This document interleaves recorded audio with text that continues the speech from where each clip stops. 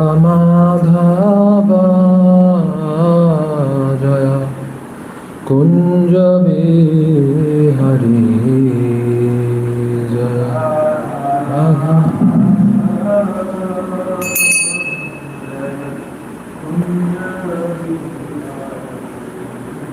Jaya Radha Madhava Jaya Kunja Bihari Jaya Radha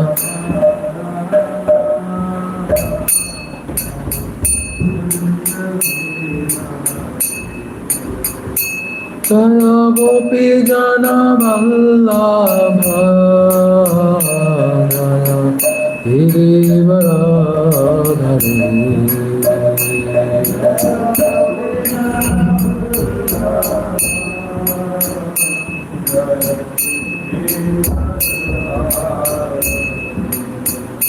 Jaya Gopi Jana Vallabha Jaya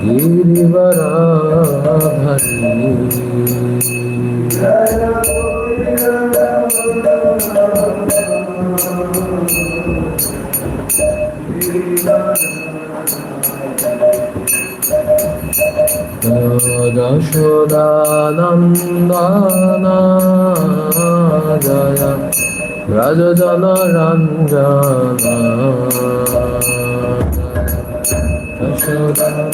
Yashodanandana Jaya Rajajana Ranjana Jaya Yashodanandana Jaya Brajajana Ranjana Jaya Yashoda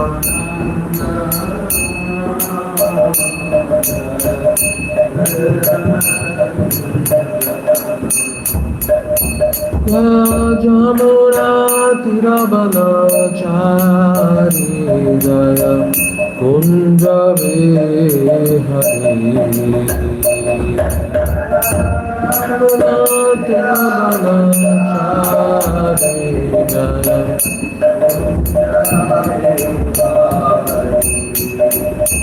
Jaya Jamuna Tiravanachari Jaya Kunja Vihari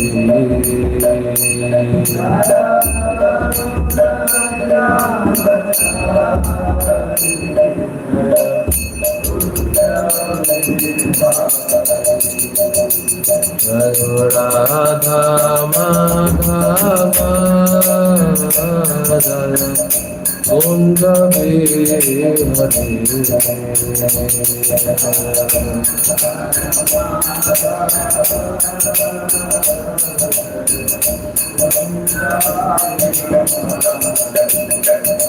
Jaya Gopi Jana Vallabha Jaya Girivaradhari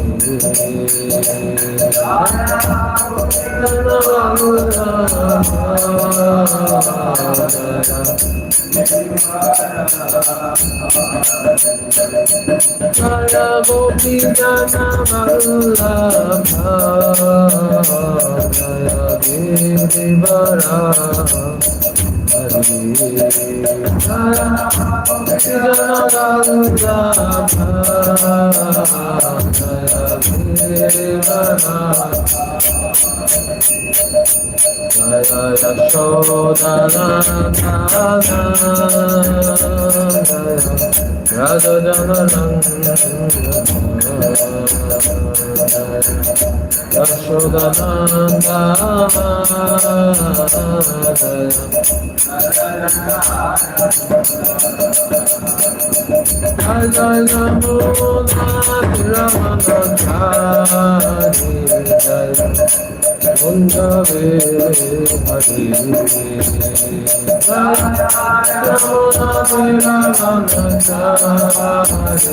Jaya Radha Madhava Kundave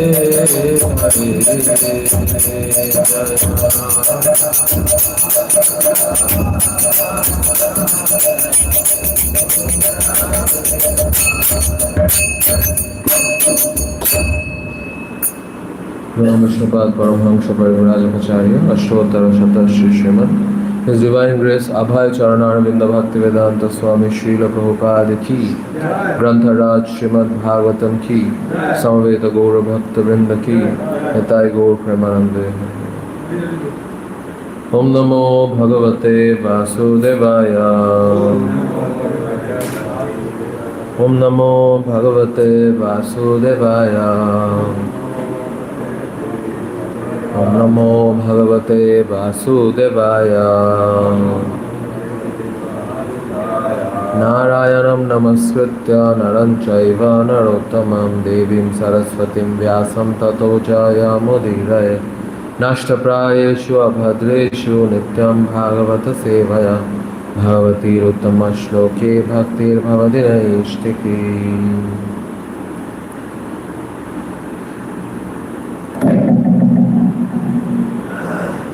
Hare Krishna. Today morning we are reading from Srimad Bhagavatam, first canto, chapter 3, chapter entitled Krishna is the source of all incarnations, text number 39.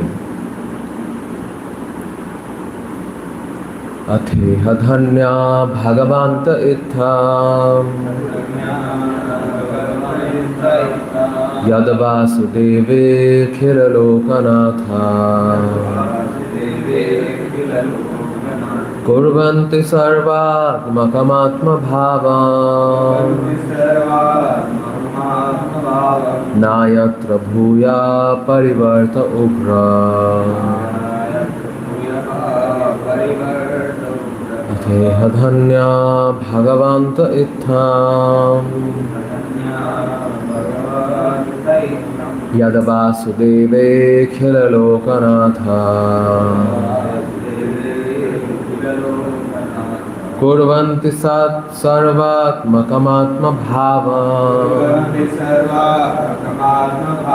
Nayatra bhuya parivarta ugra Atheha dhanya bhagavanta itham Yad vasudeve khilalokanatha Kurvanti sarvatmakamatma bhava Nayatra bhuya parivarta ugra Please recite.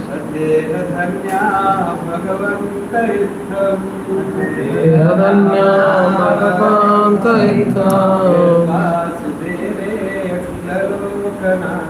Jad vasudeve khilalokanatha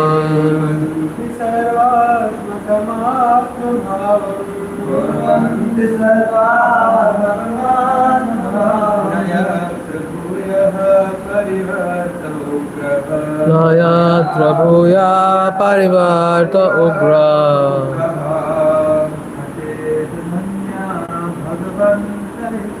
Atheha dhanya bhagavanta itham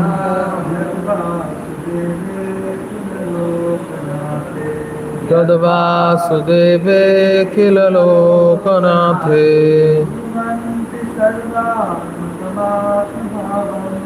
Kurvanti satvatmakamatma bhavam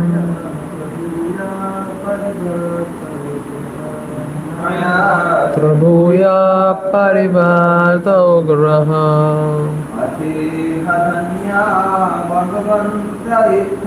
Atheha dhanya bhagavanta itham Yad vasudeve khilalokanathe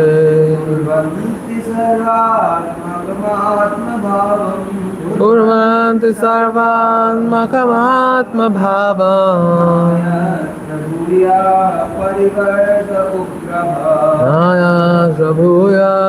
Parivarta Ugraha.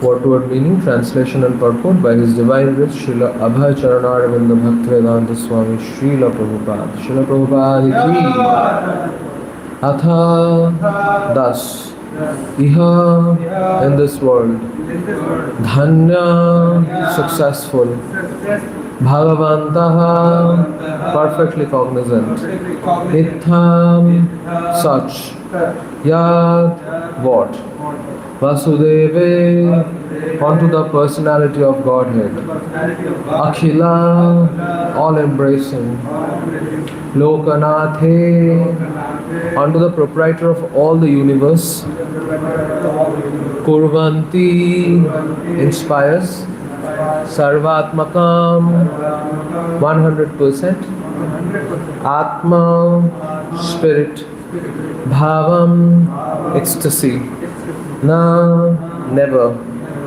Yatra wherein Bhuyaha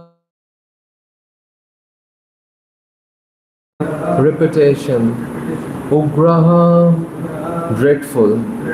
Translation: only by making such inquiries in this world one can be successful and perfectly cognizant, but such inquiries invoke transcendental ecstatic love onto the personality of Godhead, who is the proprietor of all the universe and guarantees 10% immunity from the dreadful repetition of birth and death.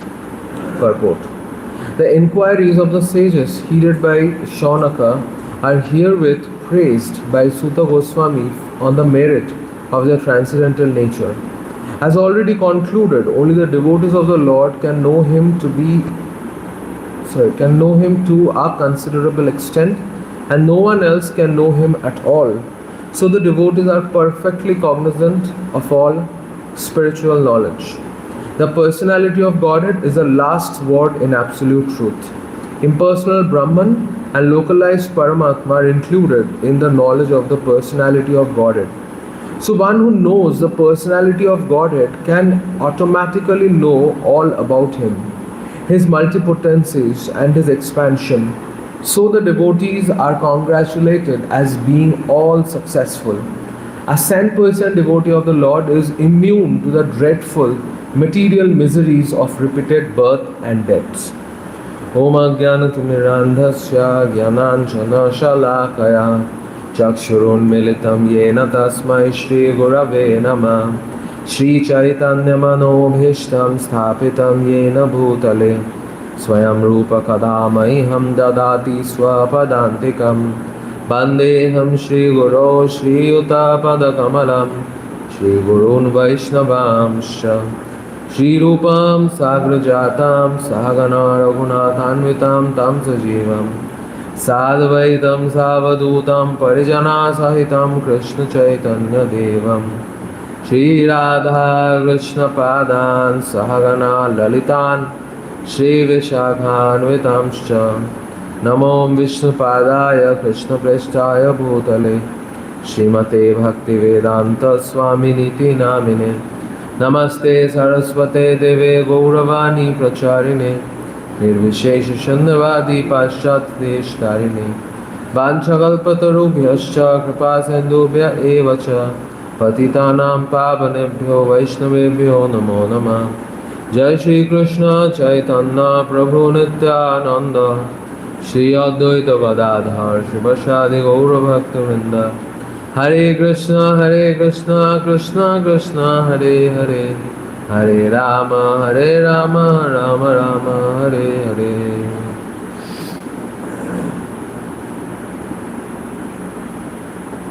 Hare Krishna.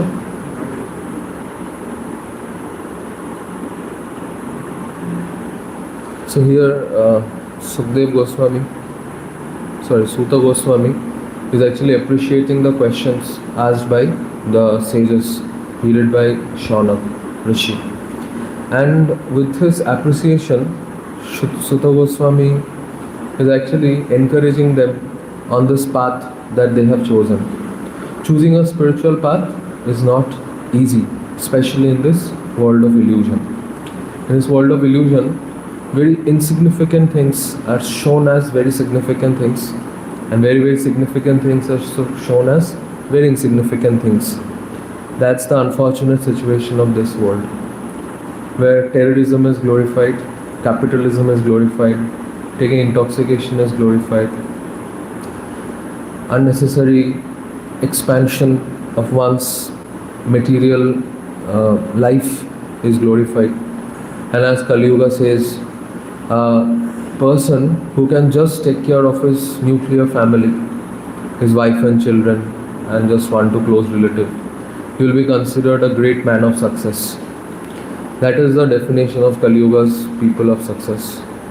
So in this grateful age, when the effect of Kali is seen everywhere, both internally and externally, then when someone chooses spirituality, it is like a very great battle. And after that, when he chooses spirituality, it is like he has won the battle. So after winning a great battle, the soldiers or the commanders are usually, they are applauded. They are given a lot of accolades and they are appreciated. So similarly here, the Suta Goswami, he is glorifying the sages. He's saying that all of your life is successful. That just you have asked this question, with this only your life has become successful. It's not that you have got the answer to your questions. You will get the answer to your questions. Eventually more and more revelation will happen to it. And there are same questions can be answered to various audience in a different way based on their realizations. Like we can see Sri Chaitanya Mahaprabhu, he asked this Kuliagram devotees, they asked Mahaprabhu, who is a Vaishnava? Chaitanya Mahaprabhu said, the one who has taken just the name of Krishna for once, he is a Vaishnava. So this was his answer for the first year. When the second year again they asked, who is a Vaishnava? Then Chaitanya Mahaprabhu asked, one who is Nirantar Japenam, one who is constantly chanting the holy names of the Lord, he is a Vaishnava. And in the third year again they came and asked, who is a Vaishnava? So then Sri Chaitanya Mahaprabhu replied that the one who is incessantly chanting, and just by seeing that person, others also become encouraged to chant the holy names, he is a Vaishnava. So he is just giving the same, he is just replying the same questions in different ways and with more and more depth. Similarly, we can see in the conversation of Rai Ramananda and Sri Chaitanya Mahaprabhu, that how Sri Chaitanya Mahaprabhu and Ramananda Rai, they were discussing the sadhu sadhan tattva, and Ramananda Rai was one after another, he was giving lot of reference, which Chaitanya Mahaprabhu asked, what is the most beneficial thing? What is the thing which has to be obtained? What is the thing that after obtaining which nothing else is yet to be obtained? So then Ramananda Rai kept on replying, and ultimately Ramananda Rai said it is the mercy of Srimati Radharani that one has to obtain. So Ramananda Rai spoke many things, and Chaitanya Mahaprabhu kept on saying, this is external, eho bajho, aage kaho vaar. He kept on saying, this is external, this is external, this is external. And then he says, eho hoy, aage kaho vaar. Then he says that it is okay, please tell me more. And then finally he says, eho uttam, this is very nice, please tell more. And then finally he is saying that he started enjoying the bliss by hearing the replies of Ramananda Rai. And Mahaprabhu kept on saying him that please make me drink the nectar which you are saying. So the answers were coming in progression. It was not that the answer was given in an absolute fashion, that the answer was presented and sorted and done and dusted, not in that way. The answer was given in progression, but the intention of the hearer, listener, that is the indication of the success which is obtained by the listener. So here Suta Goswami is saying that to the Shaunaka the Rishi, that your inquiries are perfect, and by such inquiries only he goes to another extreme. He says just you keep asking these kind of questions, and by asking this kind of questions only your life will be successful and you will achieve perfect cognizant. Like perfect cognizant means you will get everything what you desire. You will know everything actually. Cognizance means knowing everything. So he say Prabhupada is translating this as perfectly cognizant to the word Bhagavanta. Actually, Sutta Goswami said by asking this kind of question, you will get to know Bhagavanta. You will get to know Bhagavan. And when you will get to know Bhagavan, you will become successful. So it is how we advance in devotional service that determines the success and failure of our life. Maybe somebody is very successful as per the calculation of this world. He has achieved a lot, he has received a lot, many things. But then he just immersed in the ocean of distress. Like I was hearing about a very eminent doctor in the 90s. Yeah, he was practicing in Ranchi. So he was I think neurosurgeon or somebody like that, something related to neuro. So he was so famous that in those days, in 90s, he was charging around 2000 rupees for his per visit, not home visit, chamber visit. He was charging that much money. And just by seeing the patient, he would say that, okay, this is your disease, take this, you'll get cured. And then he will ask, Arey, I have come here, I am paying you 2000 rupees. Thoda achhe se, you can just check me little in a better way. He said, no, it's not needed, get lost. I have already diagnosed your disease. You take this medicine, you'll get cured. So in this way, he was treating many patients. So you can understand how much money he actually made. This per day he was treating a lot of patients, and 2000 rupees per patient he was taking. He was that successful.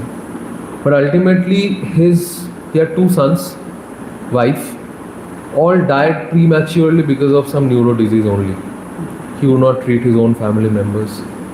So in this way, the so-called success of this world, it is so short-lived, it is so shallow, it is so temporary that as per spiritualists, it is not at all a success, it's a failure. They consider it as failure. Oh, somebody is beaming with happiness by getting some very big jobs or some lot of money, lot of respect, and they are beaming with joy. And the spiritualist will look at them with pity in his eyes, and he would consider that, oh, this person is so miserable in his life. Like when Srila Prabhupada was distributing this Back to Godhead magazines, in one place he went, and the owner of the house, it was a posh, like there was a extended balcony. From that place he started shouting, no need, we don't have time. Prabhupada from there only, from the gate only, he started showing the magazines. You can read it. They said, no need, we don't have time. So he thought that he is ridiculing Prabhupada. He thought this by saying he is neglecting Prabhupada, ridiculing him, by asking him to go away. But on the contrary, this actually Prabhupada was feeling pity on them, that he's just living a life of an animal and his life will just get over, and he does not know what is the purpose of his life. And then Prabhupada wrote a whole Back to Godhead magazine, No Time, the Disease of Modern Man, something like this he wrote. So in that way, that which is considered to be very precious by materialistic people, those are considered to be very insignificant, like a speck of dust in the eyes of spiritualists. Yanisha sarva bhutani pashyam jagrati samyami pashyam jagrati bhutani sanisha pashyato mune. The time of awakening of a mortal, mundane man, a mundane person, is actually the time of sleeping of a self-realized person. And the time of awakening of a self-realized person is basically the time of sleeping for a modern man or a mundane person. So in that calculation, we can see it's always an inharmonious, correlation. They exist together. Like in this world only, devotees also exist, non-devotees also exist, but they can never gel together because both have a different set of ideologies. Like one of them has to become like the other person. Then only they can gel together. Till the time everybody is taking their own stand, till that time they cannot be together. That is how the combination is. It's just like oil and water. They are staying together in the same kitchen, just maybe beside one another, but they will never combine with each other unless and until some boiling of the whole food happens. Then only the oil and the water, they combine to form like gravy. So it is a constant competition that is going on. Basically, the devotees of the Lord, they are trying to preach to the non-devotees, and the non-devotees are also trying to preach to the devotees, right? They are always trying to pull each other so that they can make their group bigger. And in that way, everybody is trying to do that. Everyone is trying to do that. They want to make their group bigger so as to get an authentication of what they are doing. This is another very important thing. Deep down, because everybody is living in a very whimsical life, they are searching for authentication. Where will I get authentication of what I am doing, right? So in the course of getting authentication, they are trying to build their group bigger, where everybody says, yes, this is what is the most important thing that we need to do. So in that way, people of this age, or like materialistic people, they have a different set of definitions to consider whether they are successful or not. And it is like a 440 volt electric shock when it is said to them that what you are doing is absolutely so futile, right? But devotees of the Lord does that. Like Srila Prabhupada, he went to this Fisher mansion in Detroit, and he was the property dealer. He was showing him every portion of the property. He was showing Prabhupada, this is the lawn, this is the garden. Prabhupada was saying, oh, so nice, we'll do this over here. Then he showed the ballroom, very big ballroom with a dome above. Prabhupada said, oh, this can be our temple hall. The ballroom can be our temple hall. He was showing the marbles, the Italian marbles, the walls, the artifacts, everything he was showing. And Prabhupada was saying, we'll make this one, that one. Prabhupada was like subtly he has made a temple only in that Fisher mansion, Detroit. So finally when he came out, the property dealer was like very satisfied. He thought that Swamiji is sharing so much of his plans with me. That means he is almost ready to get this property. So after coming out, he started to tell Srila Prabhupada, so Swamiji, how to go ahead now? Prabhupada said, yes, we have to go ahead. We'll get this property. He said, oh, very nice. I'll be very happy if I can help you in getting this property. Prabhupada said, yes, you have to help me in getting this property. So he said, tell me, what can I do? Prabhupada said, nothing much. You can just donate this whole property to me. And this property dealer was so shocked, he almost was about to faint. Because he was thinking that by selling this property, he is going to earn some good amount of money. And Prabhupada gave him proposal that no, give it to us for free. Seeing his deplorable situation, Prabhupada asked him that, okay, can we get this property in half of what the price that you have quoted? And somehow he was like so broken hearted. When somebody becomes broken hearted, it's very difficult to mend them. And whatever happens, he then accepts. He goes in a very accepting mood, right? This is a extremely negative situation, broken heartedness. So this property dealer was so broken hearted that whatever Prabhupada told, he accepted. He said, okay, fine. Prabhupada said, so we want to close the deal now only. He said, okay. And then Prabhupada had two persons. One was Ambarisa Prabhu, Alfred Ford, on one of his side. And the second one was another lady disciple of Srila Prabhupada. She was also coming from a very big family. Actually, Alfred Ford's, Ambarisa Prabhu's grandfather was Henry Ford, who was the founder of this Ford Motors. And in his company only, there was a labor, the mechanics. These mechanics were like, they revolted, and they were protesting. They were on a strike. So this head of this labor protest movement, he was also a very famous person, and he was having a feud with Henry Ford. They were both quarreling, like tooth and nails. They were quarreling tooth and nails. So, but he was also a very prominent person, and their demand was that we are making the Ford motors, we are making the cars, but we can't afford them. How is it so? And Henry Ford's demand was like, we are making these cars only for eminent people. If the laborers of the factory, they buy this car, then the value of my car will become reduced. So that's how they were in a feud.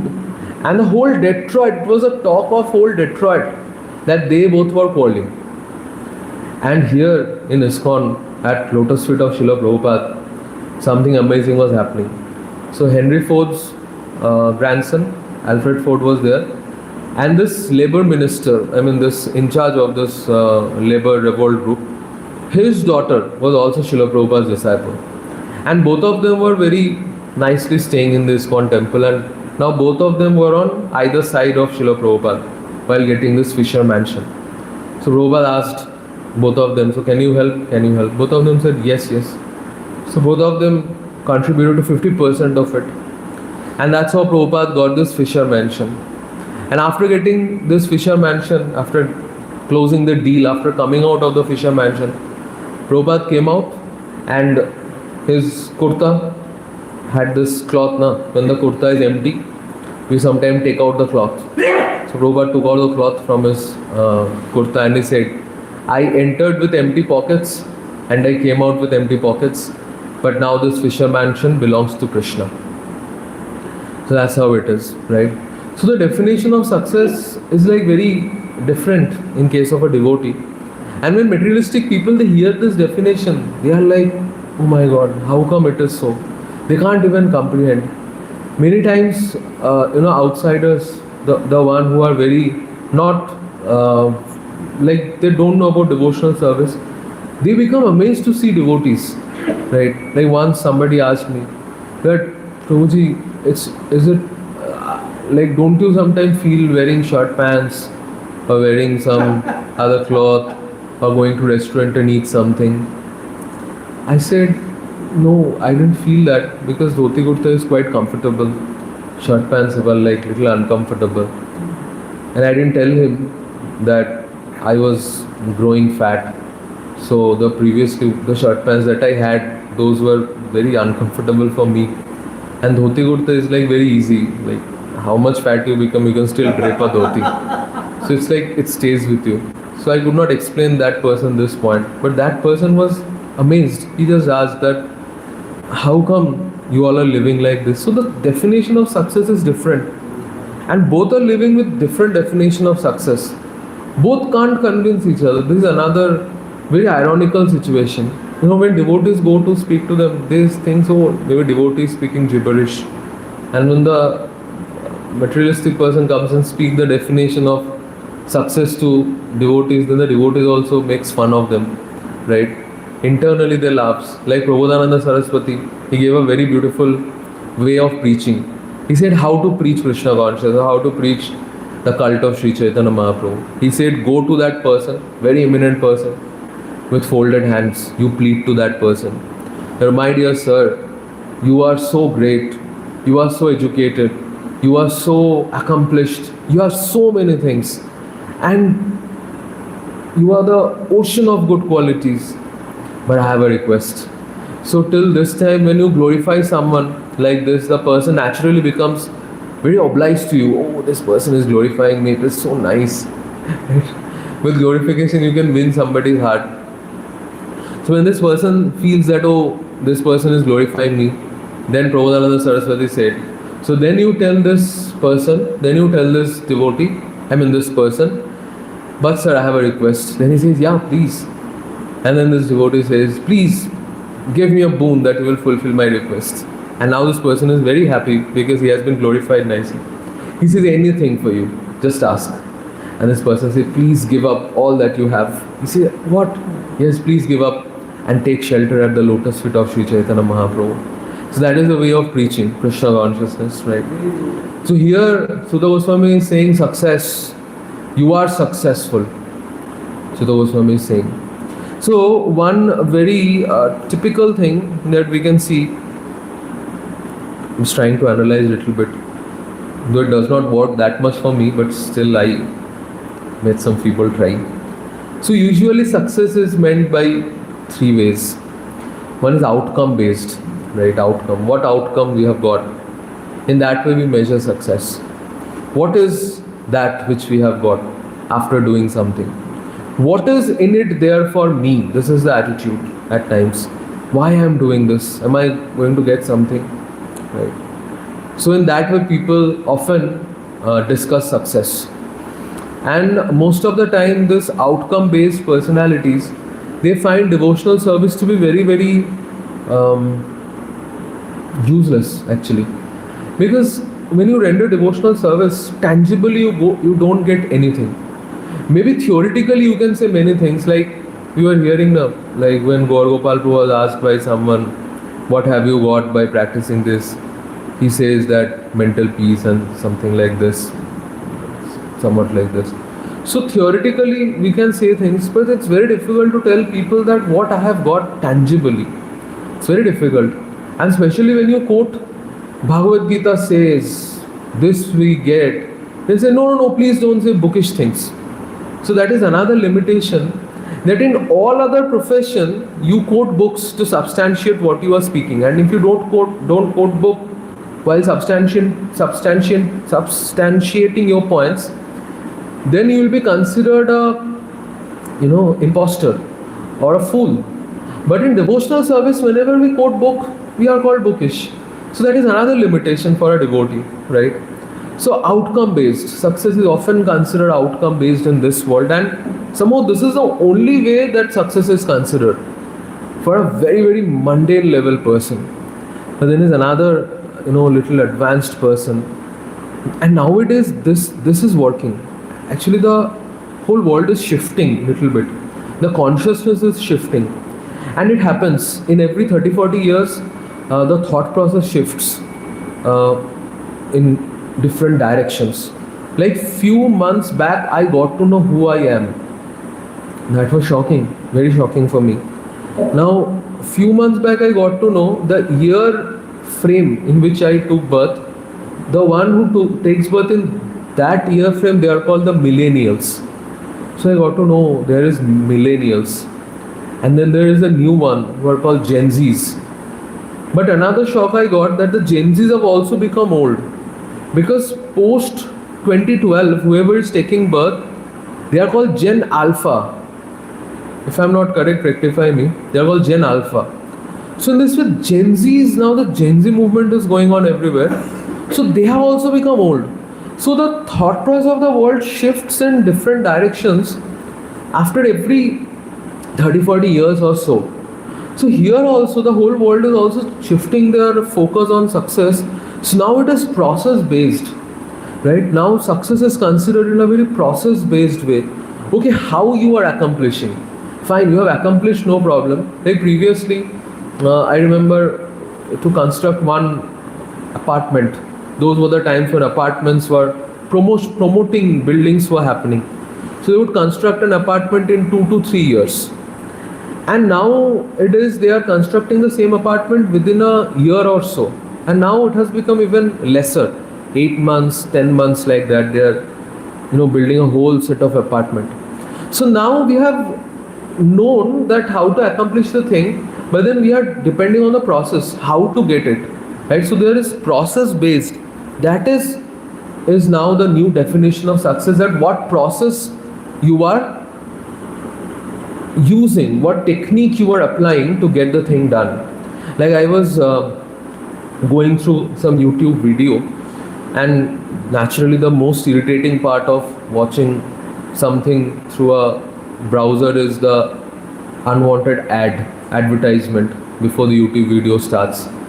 So there in one of the YouTube video, I'm usually just ready with the cursor that I'll skip this. But that video I could not skip. That advertisement actually I could not skip. Why? Because it was talking about a person who was with his team members, and this team members, they are asking him, okay, how much time you are finishing? They say 3 days, 4 days, and this particular person said, 3 hours, 4 hours. How? So he's using some AI tools, and they were promoting some AI certification courses. So then it clicked to me, okay, the new definition of success is what process you apply.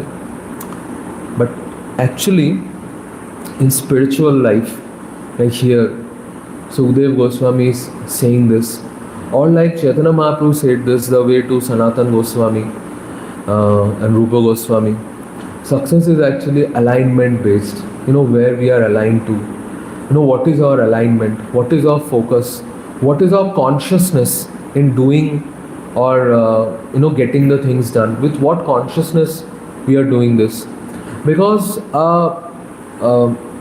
this expansion of preaching, and somehow the modern names are also like that: project manager, project advisor.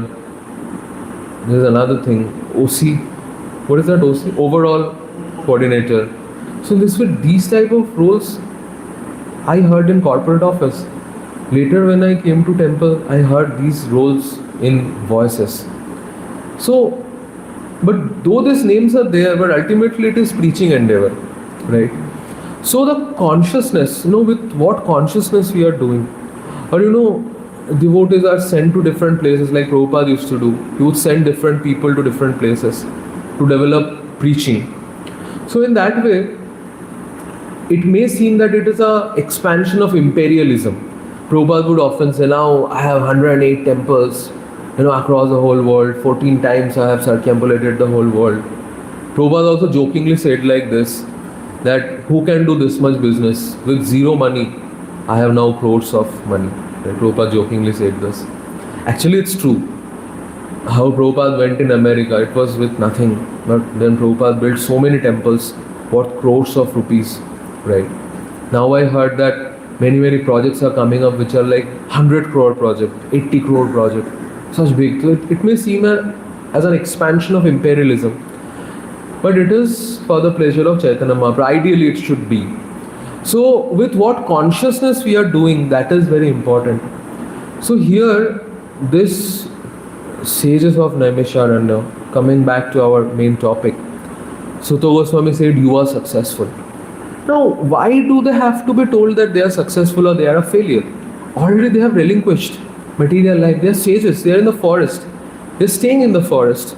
And why they are staying? Just for the benefit of others. Because as far as self-realization is concerned, they have already got that. Otherwise, how come they are so peacefully sitting at the lotus feet of Sutta Goswami just to hear about Krishna? Even this desire is only a perfection.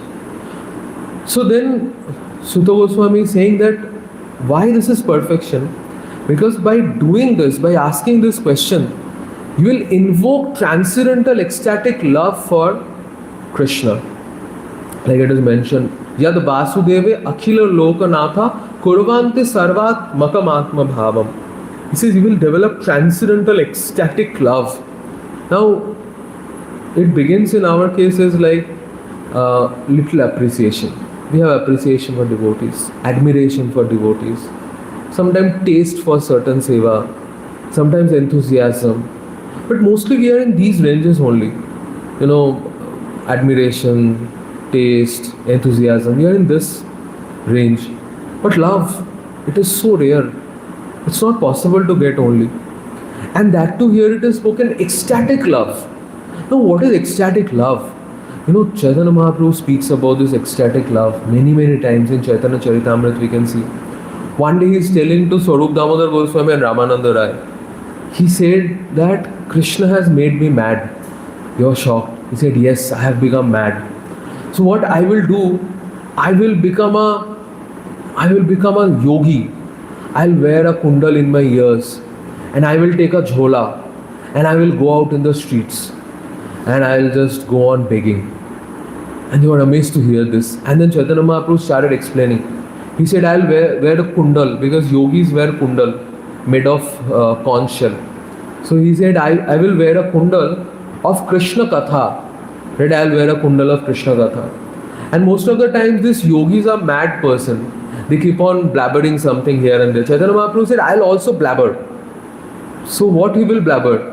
Chaitanya Mahaprabhu said, I'll keep on blabbering the shlokas mentioned by Sukdev Goswami, Suta Goswami, Vyasadev. He said, I'll keep on blabbering these shlokas. And then he said, I'll have this big jhola. What will this jhola contain? He said, I'll contain the big jhola of remembrance of Krishna's great affection for me. I'll contain this. This is Chaitanya Mahaprabhu speaking to Ramananda Rai and Swarup Damodar Goswami.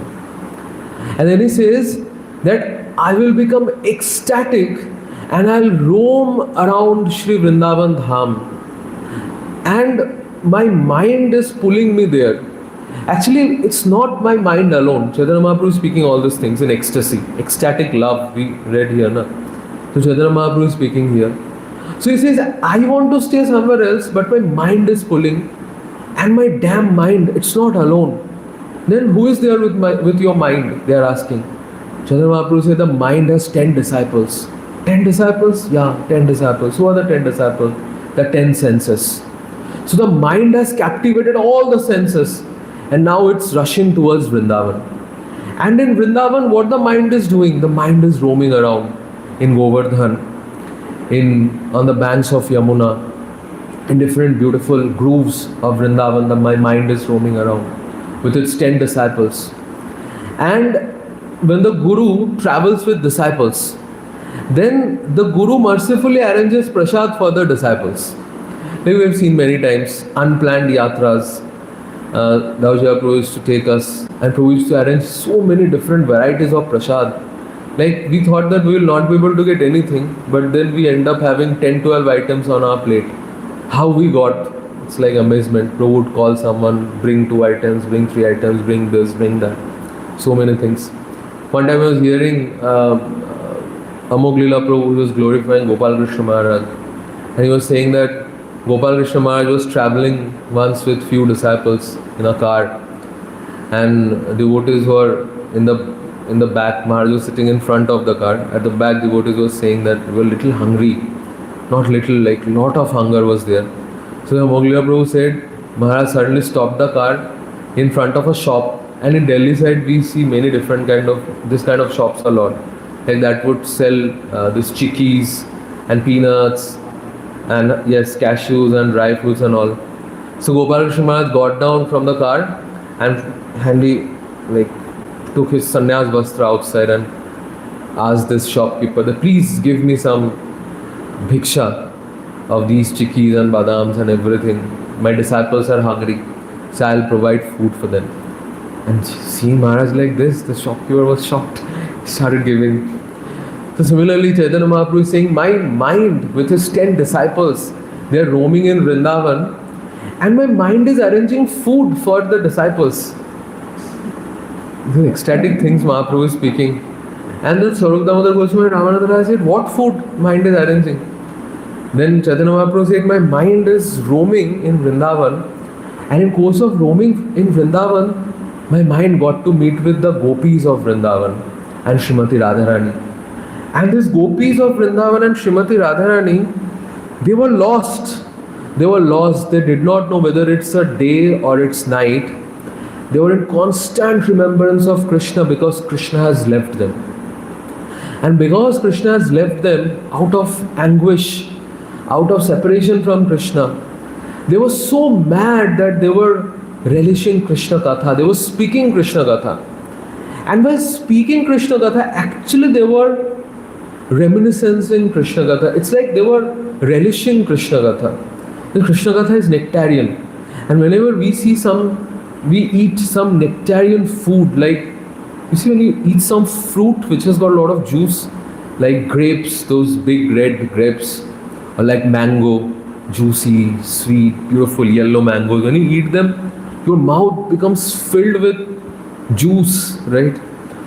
So, Chaitanya Mahaprabhu said, my mind saw this Vraja Gopikas, they were relishing Krishna Katha and their mouth was filled with nectar, and it was so nectarian that they were unable to hold the nectar within their mouth, and it was dripping. The nectar was dripping from their mouth. And that's what my mind and my mind was collecting from them.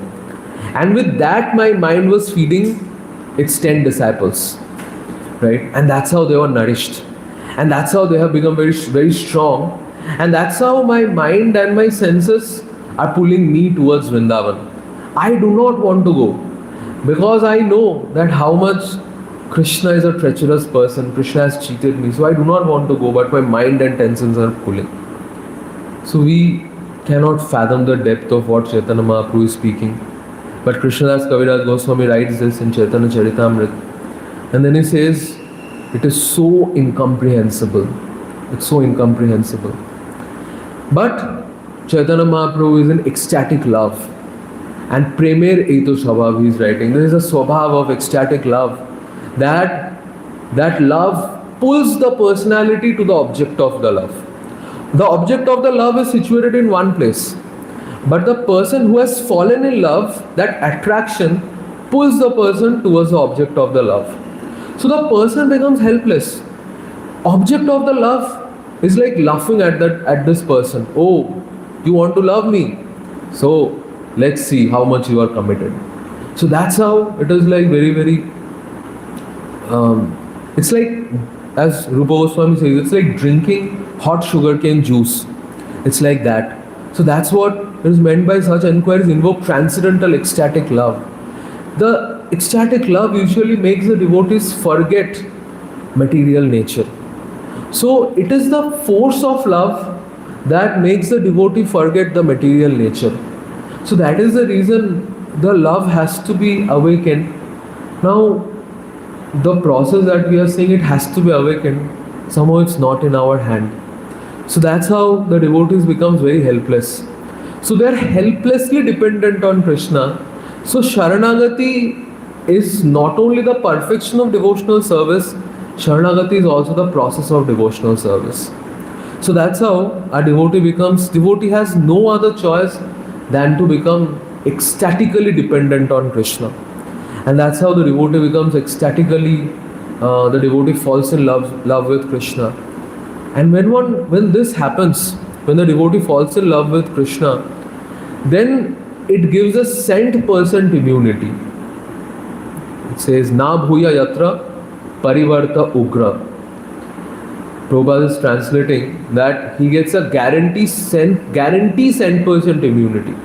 So when the devotee is in that much, he is absorbed in that much way towards Krishna and the process of devotional service, then he does not have to consider the lower things like getting rid of this material nature, controlling the senses and all. Naturally this happens because he is involved in the process of devotional service under superior guidance and he is taking the process wholeheartedly. Then naturally he is crossing over all those difficult phases which for external people of this material world, it is so difficult for them. Like they say, what is in your process? Chanting the holy names? Anybody can do this. Hare Krishna, Hare Ram. Wahi karte ho na. That is what you are chanting na. Hare Krishna wale. That's how they say. But you ask them, fine, it is very easy. So you sit with us and chant 4 rounds. You will see how much they are, jumping and how much they are just running away like any insignificant animal. Like you see, animals are very, they are very chanchal. They are like not very focused. They are always looking here and there because of 2 things. Where will I get food and whether I am getting attacked from some other direction. Like a fly. You've seen a fly. The fly is very attentive and alert. You just raise your hand, the fly will just go away some other place. So sometimes you see human beings also like that. So defocused. We are also like that, so defocused. So much our mind is flickering here and there. The mind is roaming around here and there. It's a struggle. It's a great struggle to hold back the mind, to control the mind, to pacify the mind. But when the devotee falls in love with Krishna, it is what Krishna who does. And what is the process of falling in love with Krishna? Shravanadi Shuddha Chitte Karay Uday Nitya Siddha Krishna Prem Shadha Kobo Noy Shravanadi Shuddha Chitte Karay Uday. It says. So Jagadananda Pandit is a very, very special disciple of Sri Chaitanya Mahaprabhu. He said something very amazing, that this focus has to be one pointed. Like we hear in Bhagavad Gita, na? Vyavasayatmika buddhi ekeho kuru nandana bahu shakhai anantascha buddhayo avyavasayinam.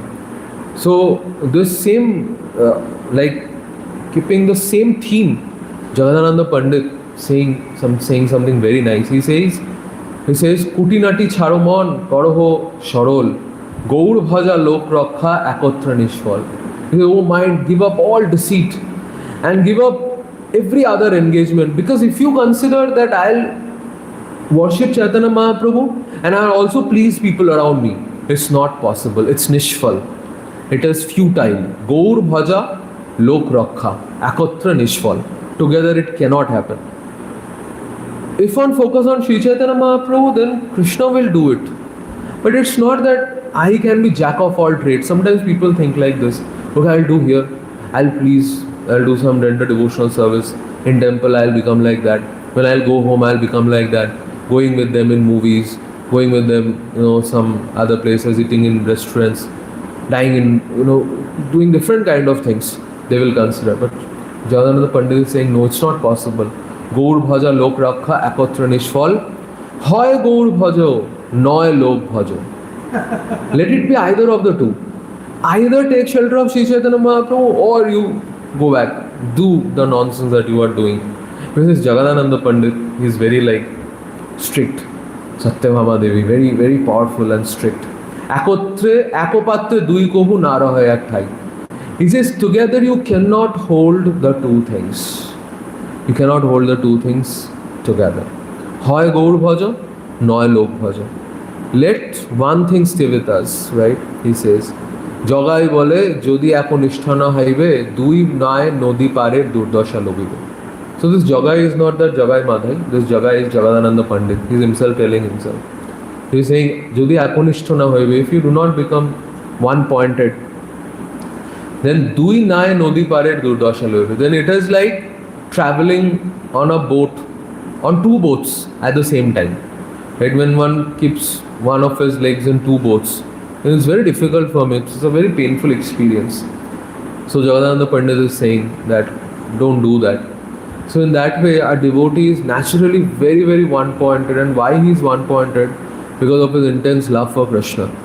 And thereby, he can win over the temptations of this world, and this world is just becomes very insignificant for them. It's like, it becomes like Goshpad. Whenever a calf puts its hoof on ground, how much it is, very small. Now we have a small calf. We can see how much puddle it can create, very small. And that too if water fills that puddle. Is it like unsurmountable? No, it's very insignificant, right? So that's how the material nature becomes for a devotee who is one-pointed. That is the reason Sutta Goswami is saying that your questions are the source of your perfection and you are successful. Because just by developing that intention, the material nature is shrinking. So whenever a devotee starts advancing, the more he advances on the path of devotional service, the more the material nature shrinks for him. Right? The material nature becomes easy to handle, easy to deal. Right? That those things which seems like very difficult, like it is mentioned, Duskaram Sukaram Bhavet. The one who has taken shelter of Sri Chaitanya Mahaprabhu, for him the difficult paths become very easy. But for the one who has not taken shelter of Sri Chaitanya Mahaprabhu, for them the easy paths become very difficult. So like chanting the holy name, it's so easy. But the one who has not taken shelter of devotees, the process of devotional service, Sri Chaitanya Mahaprabhu, this becomes so difficult. Hare Krishna, Krishna Krishna, Hare Hare, Hare Rama, Rama Rama, Hare Hare. ग्रंथराज Shrimad Bhagavatam की, जगत गुरु श्रील प्रभुपाद की, समवेत गौर भक्त वृंद की, निताय गौर प्रेमानंदे, हरि हरि बोल। श्रील प्रभुपाद की जय।